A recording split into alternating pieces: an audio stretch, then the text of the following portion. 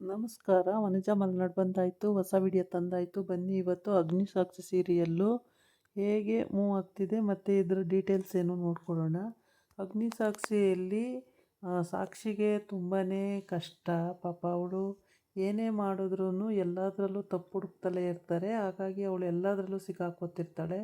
ಇಲ್ಲಿ ಅಗ್ನಿ ಕೆಸರು ಹಾರಿಸಿದ್ದಕ್ಕೆ ಸೇಡು ಆಗಿಬಿಟ್ಟಿದೆ ಅವನಿಗೆ. ಯಾಕೆಂದರೆ ಅವಳ ಫ್ರೆಂಡ್ಸ್ ಎಲ್ಲ ಸೇರಿ ನನಗೆ ಆ ಥರ ಮಾಡಿದ್ರು ಅಂತ ಅವನಿಗೆ ಕೋಪ ಜಾಸ್ತಿ ಆಗಿದೆ. ಫ್ರೆಂಡ್ಸ್ ಹತ್ರ ಹೇಳ್ಕೊಂಡು ಅದನ್ನು ಬೇಜಾರು ಮಾಡ್ಕೊಳ್ತಾ ಇರ್ತಾನೆ. ಅವಳು ಯಾರು, ಅವಳು ಏನು, ಅವಳ ಡೀಟೇಲ್ಸ್ ಏನು, ಎಲ್ಲಿದ್ದಾಳೆ ಎಲ್ಲ ತಿಳ್ಕೊಬೇಕು ಕಣೋ ಅಂತೇಳಿ ಹೇಳ್ತಿರ್ತಾಳೆ. ಅದಕ್ಕೆ ಫ್ರೆಂಡ್ ಕೇಳ್ತಾನೆ, ಅವಳು ಗಾಡಿ ನಂಬರ್ ನೋಡ್ಕೊಂಡಿದ್ದೀಯ ಅಂತ. ಇಲ್ಲ ಅಂತಾನೆ. ಮತ್ತು ಅವಳು ಏನು ಮಾಡ್ತಾಳೆ ಅಂತ ಗೊತ್ತಾ ಅಂದರೆ ಗೊತ್ತಿಲ್ಲ ಅಂತ ಹೇಳ್ತಾನೆ. ಏನೂ ಗೊತ್ತಿಲ್ಲ. ಹಾಗಾಗಿ ಅಯ್ಯೋ ಅಮ್ಮ ಹೆಂಗೋ ಕಂಡುಹಿಡಿಯೋದು ಮತ್ತು ಏನು ಗೊತ್ತಿಲ್ಲದಲೆ ಅಂತ. ಇಲ್ಲೆಲ್ಲರೂ ಓಡಾಡ್ತಿರ್ತಾಳೆ ಕಣೋ, ಗೊತ್ತಾಗುತ್ತೆ ಅಂತ ಹೇಳ್ತಾನೆ. ಎಲ್ಲಿ ಓಡಾಡ್ತಾಳೆ, ಯಾವಾಗ ಕಂಡುಹಿಡಿಯೋದು ಅಂತೆಲ್ಲ ಹೇಳಿ ಇಬ್ಬರು ಫ್ರೆಂಡ್ಸು ಮಾತಾಡ್ತಾ ಅವರು ಈ ಥರ ಡಿಸ್ಕಸ್ ಮಾಡ್ತಿರ್ತಾರೆ. ಈ ಕಡೆ ಬಂದು ಅವರ ಅಪ್ಪ ಮಗಳು ಅಂದರೆ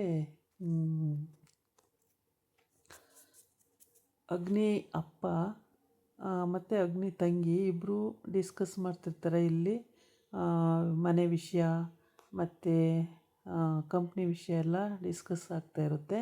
ಈ ಕಡೆ ಬಂದು ಇಲ್ಲಿ ಸಾಕ್ಷಿ ಕಾಫಿ ಹೊಡೆದು ಸಿಕ್ಕಾಕೊತಾಳೆ.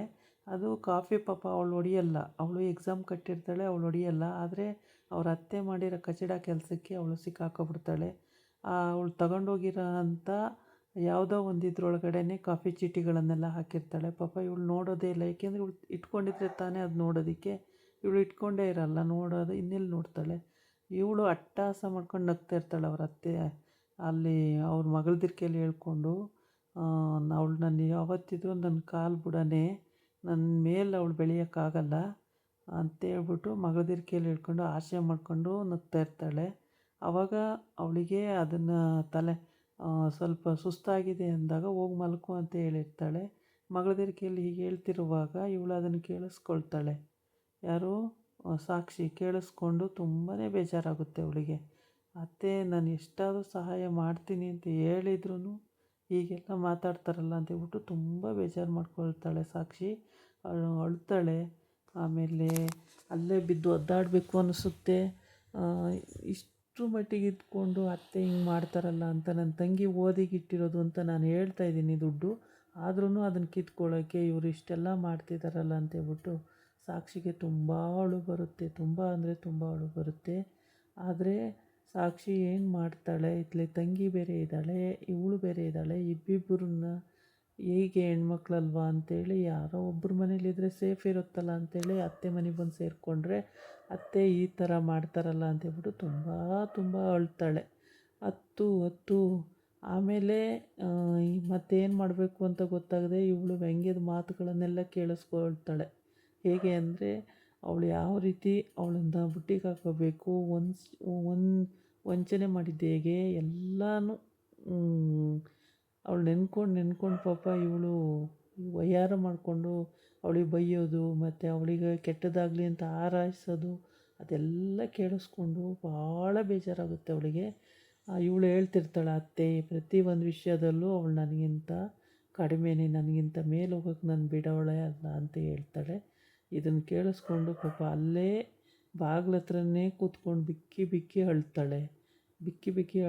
ಯಾವ ಇದು ಎಕ್ಸ್ಪೆಕ್ಟೇಷನ್ನೇ ಇರಲ್ಲ. ಆ ಥರ ಇರುವಾಗ ಹೀಗೆಲ್ಲ ಆದರೆ ಪಾಪ ಅವಳಿಗೂ ಚಿಂತೆ ಆಗುತ್ತೆ ಅಲ್ವಾ.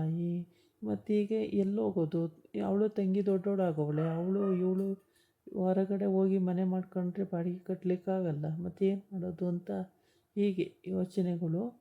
ಆಮೇಲೆ ಯೋಚನೆ ಮಾಡ್ತಿರುವಾಗ ಇವಳು ಬಿದ್ದು ನಗ್ತಾ ಇರ್ತಾಳೆ. ತಟ್ಟೆಗೆ ಅನ್ನ ಹಾಕ್ಕೊಂಡು ಕಲಸಿ ತಿನ್ನಬೇಕು ಇನ್ನೇನು ಸ್ವಲ್ಪ. ಅಷ್ಟೊತ್ತಿಗೆ ತಟ್ಟೆ ಅನ್ನ ಹಾಕ್ಕೊಂಡು ಅದಕ್ಕೆ ಹಾಲು ಸಕ್ಕರೆ ಹಾಕ್ಕೊಂಡು ಕಲಸಿ ಒಳ್ಳೆ ದೆವ್ವ ತಿನ್ನೋಕ್ಕೆ ರೆಡಿಯಾಗಿರ್ತಾಳೆ. ಅಷ್ಟೊತ್ತಿಗೆ ಅವಳ ಮಗಳದಿರು ಬಂದು, ಅಮ್ಮ ನಿನ್ನ ಈಗೇನಮ್ಮ ಮಾಡ್ತೀಯಾ ಹಂಗೆ ಹಿಂಗೆ ಅಂತೆಲ್ಲ ಹೇಳಿದಾಗ, ಎಲ್ಲ ನಂದೇ ನಡೆಯೋದು, ಏನೂ ಮಾಡೋಕ್ಕಾಗಲ್ಲ ಅವಳು ಹಾಗೆ ಅಂತೆಲ್ಲ ಹೇಳಿ ಅವ್ರಿಗೂ ಇಬ್ಬರಿಗೂ ಆ ಥರ ಹೇಳ್ತಾ ಇರ್ತಾಳೆ. ಅದನ್ನೆಲ್ಲ ಕೇಳಿಸ್ಕೊಂಡು ಇವಳಿಗೆ ಭಾಳ ನೋವಾಗುತ್ತೆ. ಸಾಕ್ಷಿಗೆ ತುಂಬ ನೋವು ಅಂದರೆ ತುಂಬ ನೋವಾಗುತ್ತೆ. ಎಲ್ಲೋದ್ರೂ ಪಾಪ ಅವಮಾನ ಮಾಡಿಸ್ಕೊಂಡು ಅವಳು ಮನೆಗೆ ಅದು ಬೇಕು ಇದು ಬೇಕು ಅಂತೇಳಿ ಅಲ್ಲಿ ಲೇಟಾಗಿ ಹೋಗೋದು, ಬೇಗ ಹೋಗೋದು, ಅಲ್ಲಿ ಇದು ಫುಡ್ ಡೆಲಿವರಿ ಕೊಡೋದು, ಅಲ್ಲಿ ಬೇಕ್ರಿಲಿ ಕೆಲಸ ಮಾಡೋದು, ಮನೆಯಲ್ಲಿ ಕೆಲಸ ಮಾಡೋದು, ಎಲ್ಲ ಪ್ರತಿಯೊಂದು ಅಡುಗೆ ಮಾಡೋದು ಎಲ್ಲ ಮಾಡೋದು. ಪಾಪ ಅವಳಿಗೆ ಸುಸ್ತಾಗ್ಬಿಟ್ಟಿರುತ್ತೆ. ಆದರೆ ಅವ್ರ ಅತ್ತೆ ಒಂದು ಚೂರು ಕನಿಕರ ಇಲ್ಲದೇ ಅವಳು ಈ ಕಡೆ ಬರ್ತಾ ಇರ್ಬೇಕಾದ್ರೆ ಅವಳು ಎಲ್ಲನೂ ಮಗಳದಿರಿಗೆ ಎಲ್ಲ ಹಾಕಿ ಎಷ್ಟು ಶೋಕಿ ಮಾಡಿಸ್ತಾಳೆ ಅಂದರೆ ಮಗಳದಿರಿಗೆ. ಪಾಪ ಇವೆರಡು ಏನೂ ಉಪಯೋಗಕ್ಕಿಲ್ಲ, ನನಗೆ ಓಡಾಡ್ಕೊಂಡಿರ್ತವೆ. ಇದರಿಂದ ಸಾಕ್ಷಿಗೆ ತುಂಬ ಮನಸ್ಸಿಗೆ ನೋವಾಗುತ್ತೆ. ಅಷ್ಟಿಷ್ಟು ನೋವಾಗಲ್ಲ. ನನಗೆ ಅಪ್ಪ ಇಲ್ಲ, ಅಮ್ಮ ಇಲ್ಲ, ಯಾರೂ ಇಲ್ಲ. ಆದ್ರೂ ಈ ಹೋದ ಕಡೆ ಇವರೇ ನಮ್ಮವರು ಅನ್ನೋಂಗೆ ಸಾಕ್ಷಿ ಎಲ್ಲದಕ್ಕೂ ಅಡ್ಜಸ್ಟ್ ಮಾಡಿಕೊಂಡು ಪಾಪ ಅವಳು ಹೋಗ್ತಾ ಇರ್ತಾಳೆ. ಅಂಥದ್ರಲ್ಲಿ ಮನೆ ಕೆಲಸನೂ ಮಾಡಿ ತಂಗಿ ಓದಿಸ್ಕೊಂಡು ಅತ್ತೆ ಮಗಳದಿರಿಗಿಬ್ಬರಿಗೆ ಹೆಲ್ಪ್ ಮಾಡಿಕೊಂಡು ಎಲ್ಲ ಮಾಡ್ಕೊಂಡು ಹೋಗ್ತಾ ಇರ್ತಾಳೆ. ಆದ್ರೂ ಅವ್ರಿಗೊಂದು ಚೂರು ಕನಿಕರ ಅನ್ನೋದೇ ಬರಲ್ಲ.